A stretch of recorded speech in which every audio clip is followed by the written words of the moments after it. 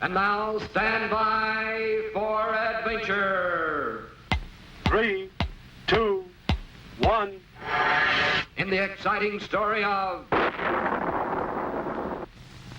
Squeek and the Terrible Termite. In his cave on 00 Island, Scratch awoke each morning just as the first sunbeam peeked through. He would yawn, then reach for his trusty wooden club to be sure it was ready for the day's adventures. Colonel Bleep, in his laboratory, was up early, just in time to silence that noisy bird in the wooden clock before it could finish its morning call.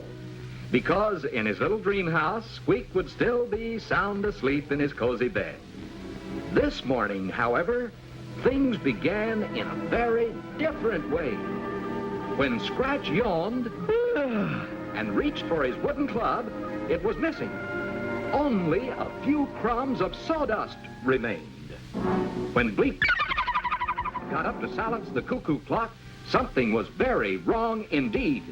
Only the metal springs, gears, and numerals were left. Every wooden part of that clock had vanished, even the cuckoo. Bleep and Scratch rushed to awaken Squeek, but the little puppet's bed was empty, and Squeek himself was nowhere to be found. The only clue was a trail of unusual footprints, which Bleep recognized immediately. Only yesterday in his lab, the Colonel had seen those very same footprints, only much smaller in size. Following the tracks, he had discovered a tiny wood-eating insect called a termite.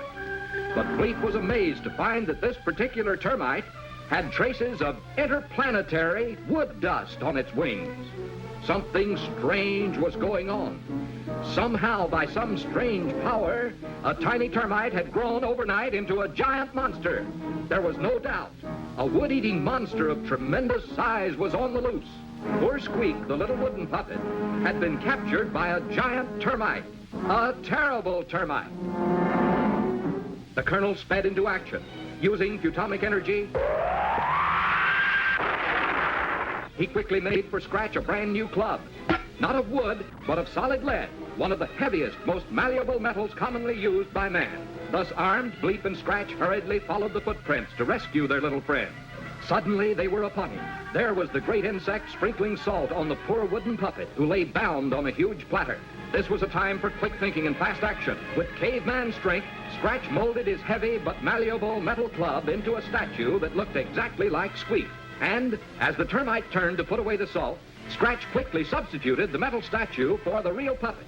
And at the same time, Bleep charged the statue with a bolt of atomic lightning. Then the terrible termite turned, and in one hungry gulp, swallowed the charged statue. With a howl of pain,